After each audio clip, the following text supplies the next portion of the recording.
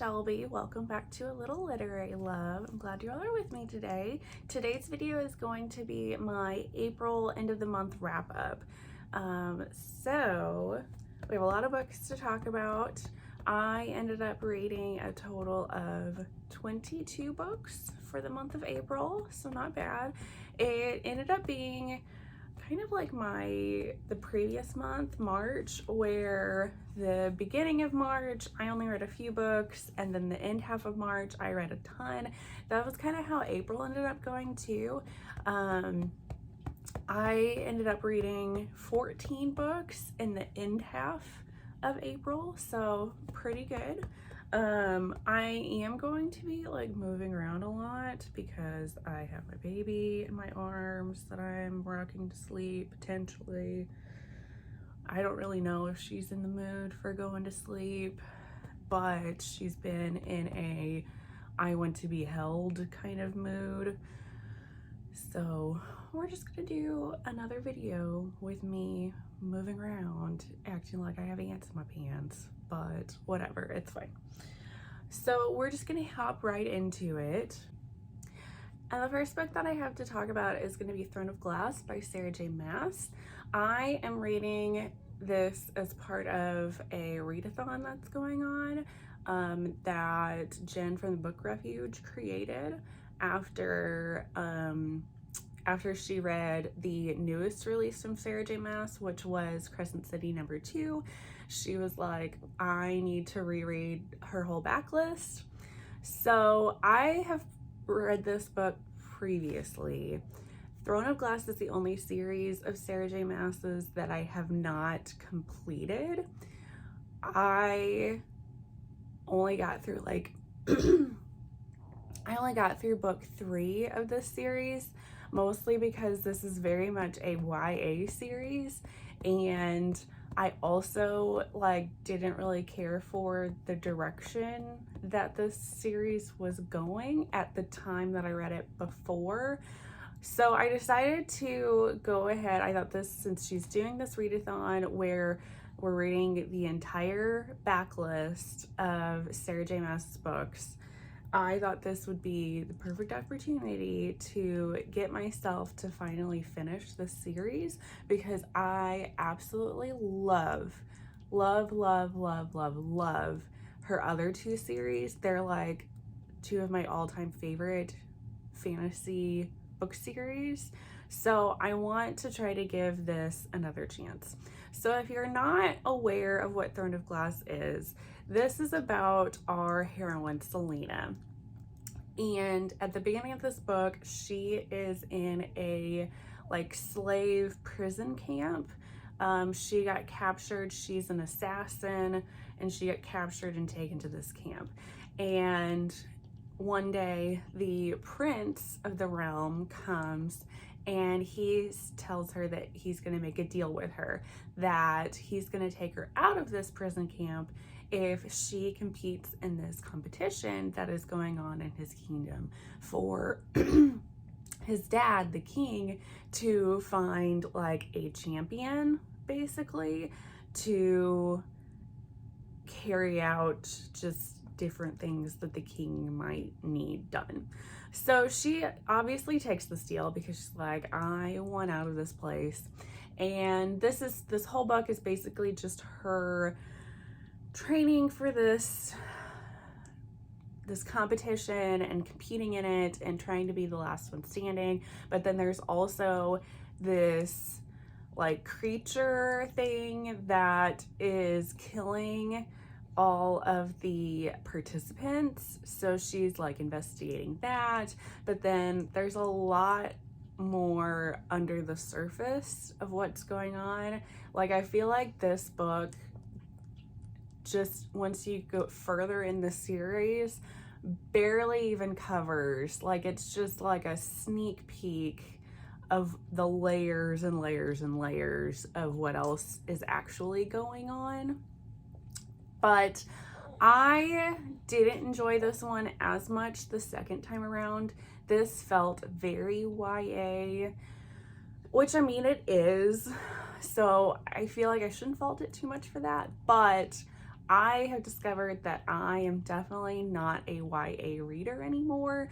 YA books tend to bore me. I have lots of issues with them. They're just not my genre. It's just not for me anymore. I'm much more of an adult reader now.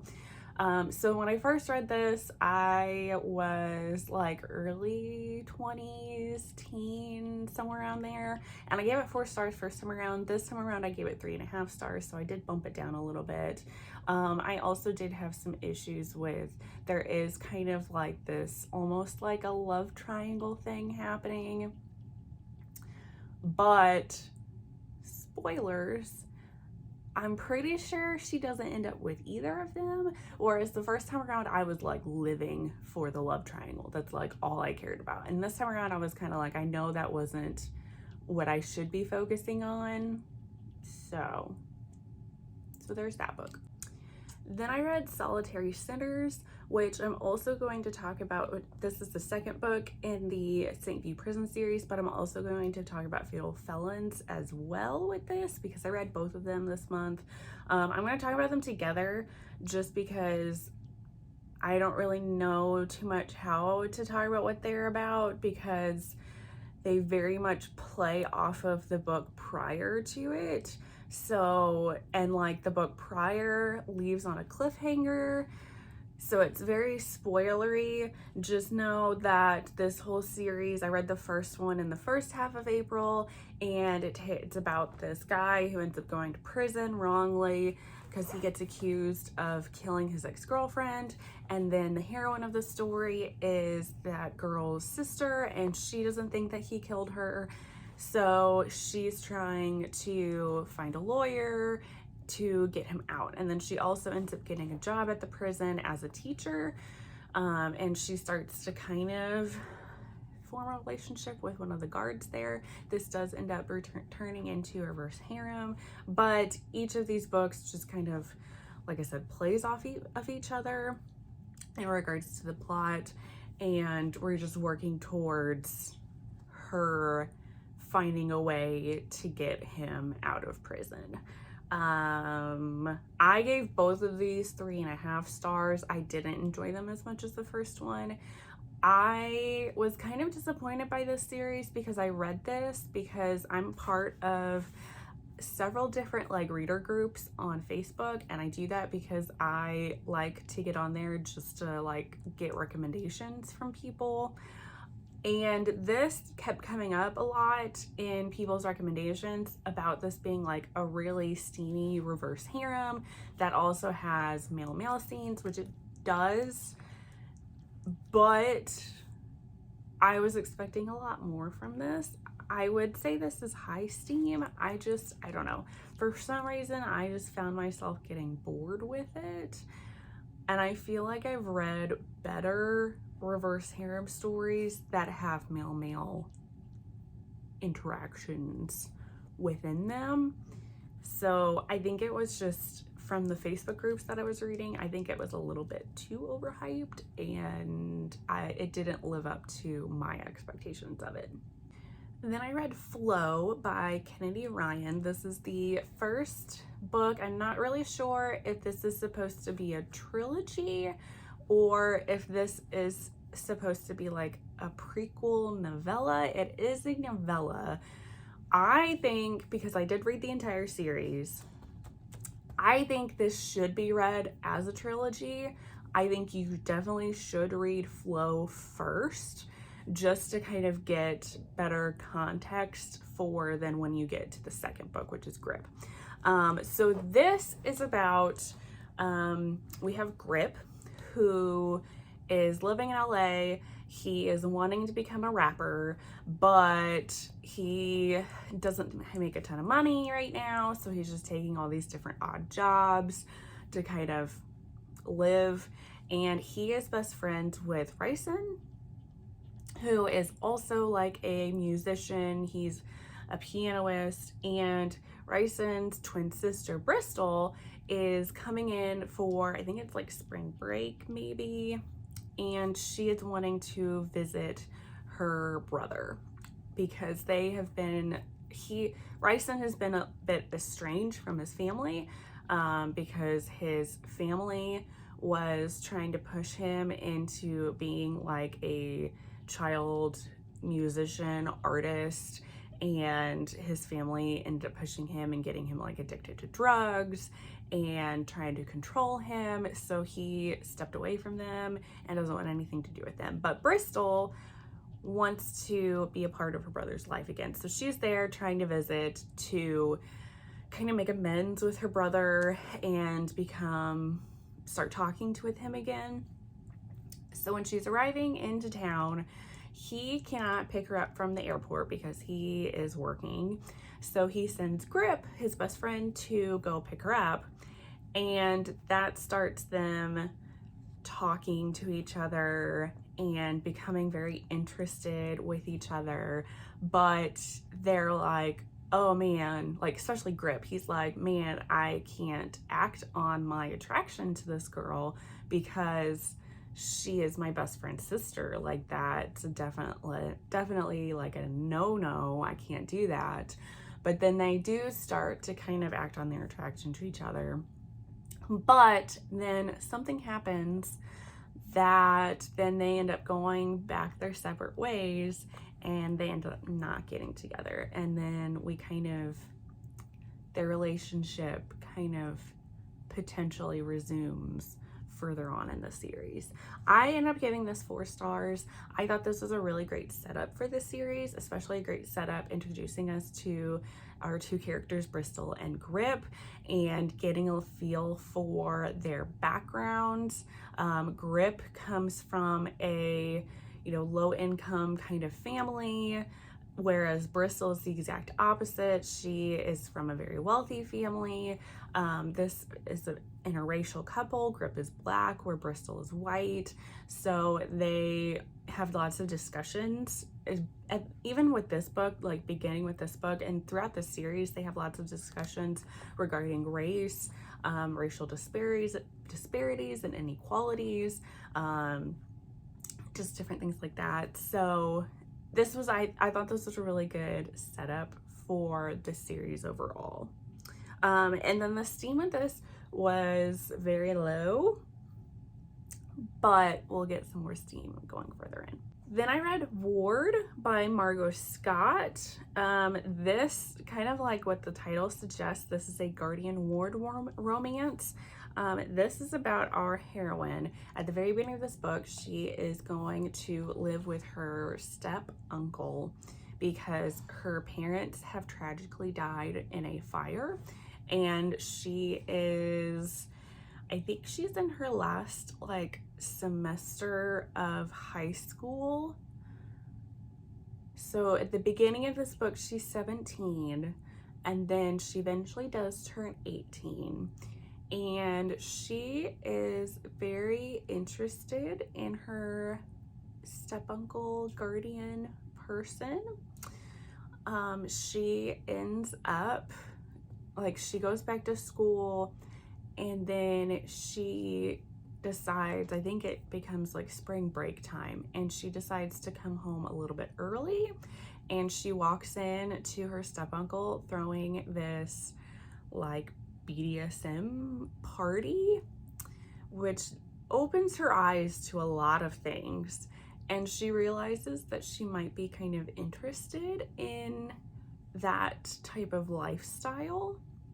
So she asks him to teach her about being a submissive, and that somewhat starts their relationship. I ended up giving this 3 stars. I was a little bit disappointed in this book. I felt like it had so much potential and could have been so much better. First of all, I was very disappointed because the beginning half to mid bit of this book was great in regards to the sexual tension between our hero and our heroine, because it's taboo. They know it's wrong, that they want each other, but they're not gonna really act on it. There's one scene, she wants him to kiss her, but he's like, you're 17, I'm not going to do that. but he does end up giving in. And there's this scene where he like takes her foot, because I think she was like dancing or something, and he starts to kind of like gently like massage it, and then he like kisses her foot, which I'm not somebody that really has like a foot fetish or anything, and I see that like in books, I'm kind of like meh, but this way that this author wrote that scene was just like, it was so good, and I was like dying for when they finally got together. So then when they started there, I'm going to teach you how to be a submissive and I'm going to be your dom kind of relationship. The hero has some things that happened to him in his past where he wanted to be in a sexual relationship with his submissive, and he made some mistakes, sort of, and that kind of scarred him. So he has vowed that he is never going to be in a sexual relationship with somebody that becomes his submissive. So once they start this whole I'm going to teach you how to be a submissive kind of thing, it's not what I wanted. It got a little bit more boring, and I kind of felt like the sexual tension that started to build kind of fizzled a little bit, or at least it became more stagnant, and I was just like dying for them to get together. So then when they finally do have sex together, he is like, nope, we're just gonna have vanilla, straightforward sex, and it's not what either of them wants. And then once we got actually to the sex scenes, they just weren't as steamy as what I was wanting and what the storyline was kind of like building towards. Because like I said, the beginning of this book had just superb sexual tension. It was great. So I didn't really care for that. And then there's also this like subplot, which becomes a bigger part regarding our hero. He has a son that doesn't really want anything to do from him. He's kind of a shitty person, his son, and ends up just exploiting him to get money. And manipulates him. He's all like, oh, hey, you weren't around all my life, and you know, you're a crappy person, so give me money kind of thing. And so that bit of the story with his son being this like terrible person, and our hero didn't really care about him like at all, just didn't really make sense to me, and I just didn't really care for that. So yeah, like I said, I gave this 3 stars. I was pretty disappointed because it just had so much potential, and it could have been just like my kind of book, and it wasn't. There are trigger warnings for anxiety, and of course death of parents, because our heroine's parents died at the beginning of this book. And then I would say the steam on this was actually more like medium, and I was expecting it to be a lot higher than that. Then I read Hush Hush by Lucia Franco. If you can't tell that I actually already have a physical copy of this, I absolutely love this book. This is about our heroine, and she is going through college. She's taking all these different like crappy jobs that she doesn't like just to pay her way through college, but then also to help support her grandmother who raised her. And her best friend, who is also her roommate, decides to tell her and get her to join the job that she does, which is as a call girl. And our heroine decides to do that just because of the gobs amount of money that she could make doing this.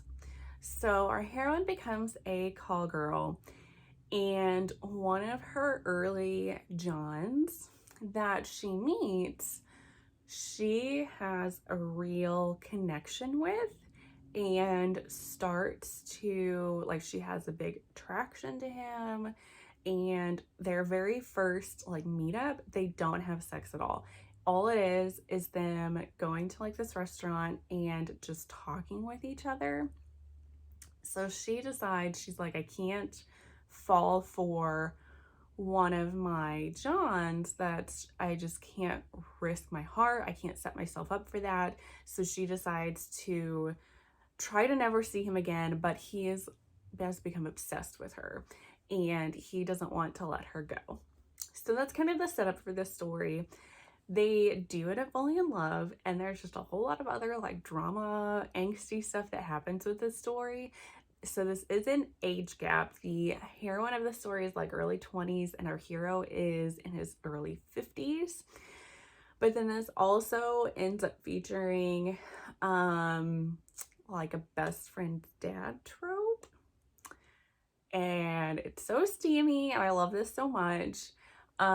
This does feature trigger warnings for cheating, which I didn't really care for. And this also features trigger warnings for death of a loved one. I'm not going to say what loved one or when this happens, but there are those trigger warnings in this book. But like I said, so I didn't really care for the cheating, but I overlooked that because I just fell in love with the story so much. I breezed through this. This is definitely a 5-star book. But I also felt like the cheating aspect, it added a lot of flaws to our main heroine. And those flaws, while at times I found them to be annoying, I also found them to help bring some realism to this character, which I appreciated. Like, she felt like a real person. So I really appreciated that. Like I said, this is very high steam, and the age gap of it just like was like chef's kiss. I loved it so much, and this is definitely going to be one of my top favorite books of the year. I guarantee it. Like, I could reread this right now. I loved it so much. Then I read When Hes Dark, which is the first book in the Olympus Pride series by Suzanne Wright. This is a paranormal romance. This is about these different like shifters. So we have our heroine of the story. She is a like some sort of like cat shifter, I think. And she has already found her true mate, but she wants nothing to do with him because he has killed a lot of people and he is very much like a psycho type character, and she's kind of scared of him and just all in all thinks he's like not a good person and doesn't want anything to do with him. But he has disappeared and nobody has seen him over the past like I think it's like 5 years or something like that. And she actually has a thing for a friend of hers. So her friend ends up being our hero of this story. And he is I think he's like a Wolverine shifter. And he is also attracted to her, but hasn't really wanted to act on anything because she has found her true mate. And her true mate actually is his cousin. But, you know, their relationship, their sexual tension keeps building, and they finally end up acting on their sexual tension. But then there are also some things that are happening, these threats that are happening towards our heroine of this story that makes people think that her true mate is actually back in town, and maybe he's not a fan of her being with this other guy.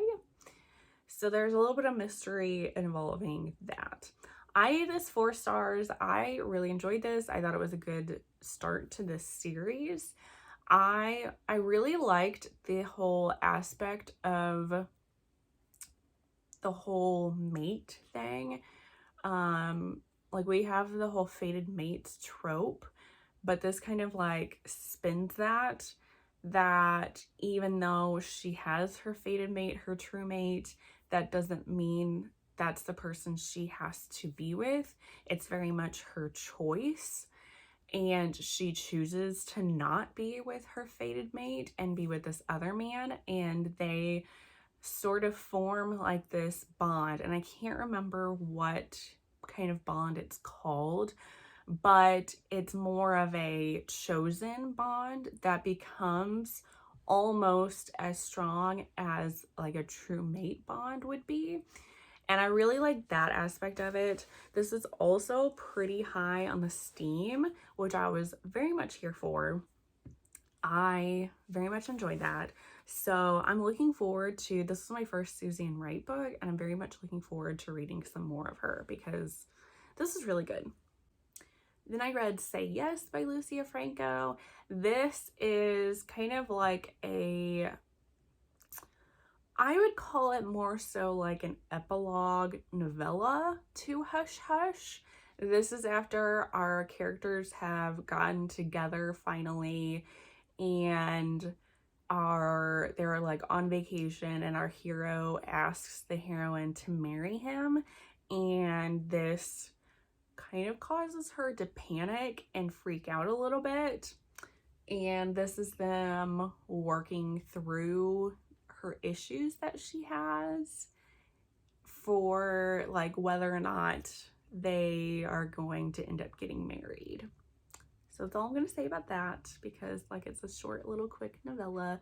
I give this 4 stars. I didn't enjoy this as much as the like full like first book, but it was still really good, and it was nice just to kind of like see them after they get their HEA kind of thing. Then I read Grip by Kennedy Ryan. So Grip is the next book of the Grip series, trilogy, whatever. And this takes place several years after Flow. So like I said, at the end of Flow, something happens that causes Bristol to not want to be with Grip. But they've like remained friends over the years. Grip is now a fairly successful rapper, and he has been wanting Bristol. So Bristol is like a music manager person, and he has been wanting her to be his manager just so he gets like an excuse to be around her more. And so she finally gives in. So she is his manager, and he is still wanting to be with her, and he is trying to convince her to be with him. But from things that, for like I said, what happened at the end of Flow, and then some things that have happened with her family life, she has a hard time trusting men. She thinks that he is going to end up cheating on her, and she is going to love him so much that she's going to stay with him and let him kind of walk all over her. So she's very afraid of getting her heart broken by this man. So she keeps pushing him towards this other woman that he ends up collaborating with on a song. But she's very jealous of this other woman. So there's lots of angst in this story until our characters end up getting together. But this was like so good. I gave this 4 stars. They still had those different conversations in regards to like race. One of Grip's songs has to do with the police, and he has the side where like his song, he talks about how he feels like Black people are prejudiced against in regards to policemen, but then at the same time he also has family members who are in the police force, and he also sees their side and wanting to try to change things within like the justice system, and how minorities are kind of like targeted, I guess. So I really enjoyed I liked reading that kind of perspective. Since I am white, I don't know what it's like to be Black. I don't have those experiences. I can't really quite understand those experiences. So I appreciated reading that from a Black author and seeing their perspective and what it is like. and just kind of like opening my eyes to that a little bit more. So I liked that those conversations were in like a romance book, because I'm honestly not as likely to read about those in like nonfiction type stories or like books. I know I probably should, but they're much more so on the back burner. Those are just not the types of books I like to read. I like reading romance. So those conversations are in my romance books. I think that's great. And then we also have the whole romance between Grip and Bristol. And when they finally get together, it's just, I've never wanted two people to just finally like put aside all their issues and finally get together more so than this couple. So this is much higher steam than Flow, which I was very happy about. I was finally happy to get our steam that had been kind of building since Flow, and we finally got it in this one, which made me very happy. Then I read Crux Untamed, which is the next book in the Hades Hangman series by Tillie Cole. This is about Sia, who is Kai's sister. Kai is the VP of the Hades Hangman MC. And Kai has been kind of hiding Sia for a while because she, when she was younger, was taken by this guy who I think was the head of like the Mexican cartel, and he abused her and did some awful things to her. But Kai and Styx, who is the president of the MC, were able to find her and get her out of that situation. But they know that this guy has become obsessed with her and has always been looking for her, so she has stayed hidden. Well, now there are some things that happen that make them believe that that Mexican cartel guy might be aware of where she's at and is really trying to find her and come after her. So Kai is wanting to set up some other members of the MC to guard her and be around her at her place. So he has Cowboy and Hush go and guard her, and they're more like newer members to the MC, and they kind of keep to themselves. Nobody really knows exactly like what their deal is, but they go to guard her, and both of them feel attraction towards Sia, and Sia definitely has attraction towards both of them. So this ends up becoming a MFM romance, what's like a menage, I guess. Neither one of the male characters do any kind of sexual things with each other, but yeah, there is that. And then we also start to find a little bit more about their background and why they kind of keep quiet and keep to themselves, and why they're always together, why like they're best friends.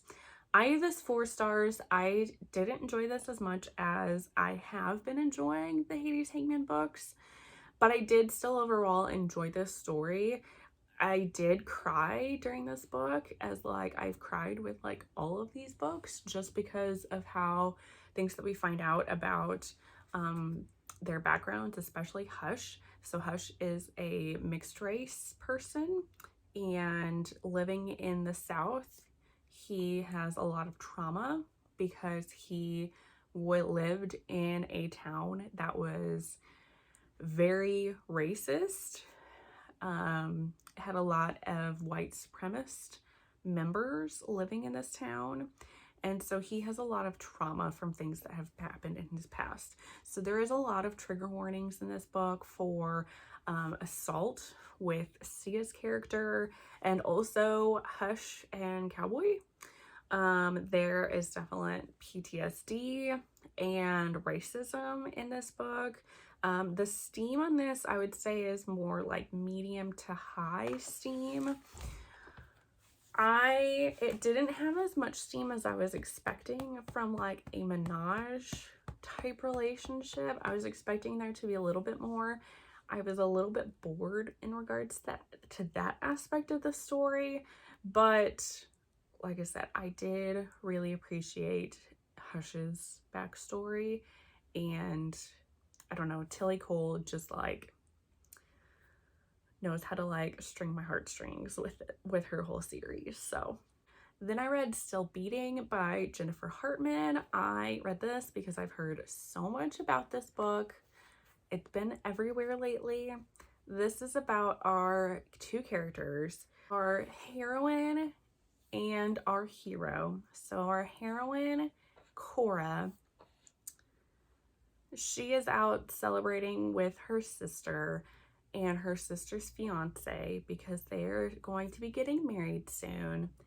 And she stays out late and needs to get a ride home, and the only person that she can get a hold of is her sister's fiance, and they've known each other for a good long while, and she does not like her sister's fiance. He has always been an asshole to her and has been mean to her and picked on her, and she just does not like him. So on their way to go home, they end up getting stopped and they are kidnapped by a serial killer. And they are kidnapped and placed in this guy's basement, and a lot of things happen in this basement, and they do end up leaving. That's not like a spoilery thing. This happens in like the first third of the book, at the end of that, where they escape and they end up leaving.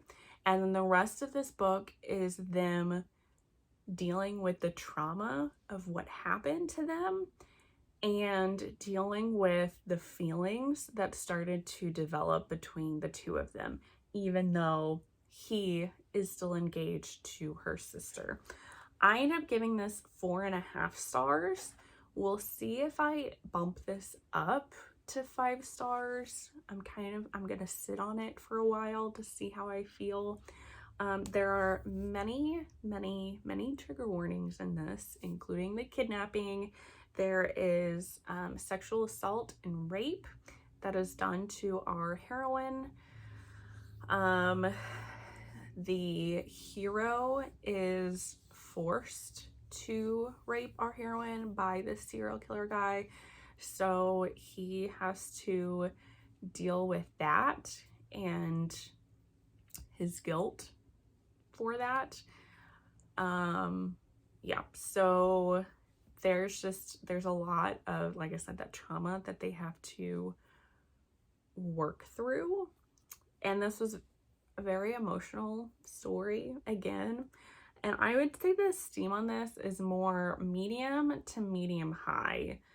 I was expecting it to be a little bit higher in the steam, but I'm honestly okay with where the steam is at for this story, because it's more about like that journey of them getting over that trauma that they had, and well, at least working through it. So then I read Still, which is the last book of the Grip trilogy by Kennedy Ryan, and oh boy, I loved this book so much. This is after Grip and Bristol have gotten together, and Grip has been taking like college courses, and he wants to keep educating himself about different topics and issues. And he read this book that really spoke to him about race within the like justice system and like prisons. And the author of that book is actually is like a guest professor at this college in New York, whereas they live in LA. And he wants to go there to take this class with him. So they're kind of working through that, thinking that they're gonna have to have like a like a long distance relationship for a little bit there. But Bristol's like, hey, you know what? I'm just gonna follow you there because I love you so much. So there's some other things that happen with the relationship, but this is very much just them being in their relationship and having things pop up that like trials towards their relationship and how they work together to get through those. I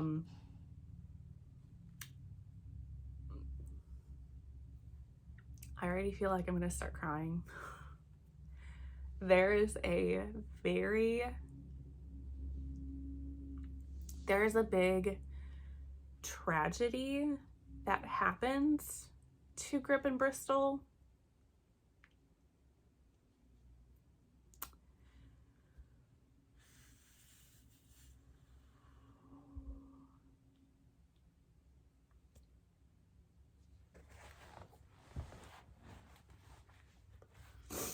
There's a tragedy that happens to Grip and Bristol, and I really like how Kennedy Ryan wrote how they again worked through it together and were honest with each other and talked with each other to help support one another. So this book has put like Grip and Bristol as one of my like all-time favorite couples in a romance series like ever. There are trigger warnings in this, which I am going to tell you what those are, but they are very spoilery, so I'm going to put up like a little like spoilers bit while I'm talking about those. So if you don't want to know what the spoilers are, you can just skip that. But I feel like they're a kind of trigger warning that even though it does spoil things, I have people that I think if they read this, like it's just a very traumatic kind of trigger warning. So anyway, so here we go. I'm going to put up the spoilers. So the trigger warning for this book is death of a child. Grip and Bristol end up getting pregnant, and then they find out that their baby has this disorder, and I can't remember what it's called, but basically their baby's brain doesn't fully develop, and the skull, like the back of the skull, doesn't develop either. So their baby, she's either going to have a miscarriage, or her baby is going to be stillborn, or if her baby is alive when their baby is born, their baby isn't going to make it longer than like a day or two before the baby dies. So, like I said, I'm trying really hard not to cry, which doesn't seem like it's gonna happen. I'm about to sob. I was sobbing when I read this, but like I said, I want to mention this because miscarriage and like death of a baby, I have people in my life that have gone through not this specific thing, but things like that have happened. So I don't think it's fair to not tell you if you want to know what the trigger warning is, so that, you know, because this, more than like any other type of trigger warnings, I feel like is one that could potentially really get to me. And I did have a hard time getting through this part of the book, but again, I felt like it helped to really continue to bring these two characters together and how they worked through it. And it was just like so heartbreaking.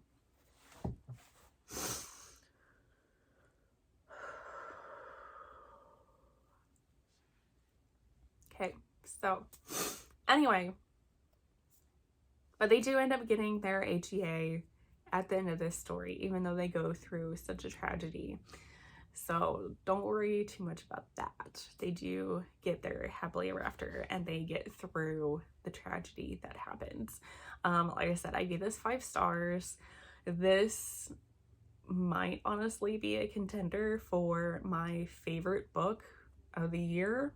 I was just so blown away by this book and the like obvious emotional impact that it had on me. And again, we still have those conversations about race. We do also have conversations about the flip side, about how Bristol gets a lot of crap for being a white woman in a relationship with Grip, and especially from Black women and people of color who don't think Grip should be with a white woman. And Grip kind of like, they're like, that's not racism, you should be with a Black person. And Grip is like, how is that not racism? Just because it's a flip side, it's still racism. So I like that Kennedy Ryan has had that in her book. This also is very high steam again, which I appreciated. I love the steam in this. Like I said, I love this couple so much, and it was so good. Then I read Crown of Midnight by Sarah J. Maas. This is the second book in the Throne of Glass series. This is again about Selena, and she has become the champion, and now she is the king's assassin. But there are also things happening with these rebels, and she's trying to find out a little bit more about what's going on with that.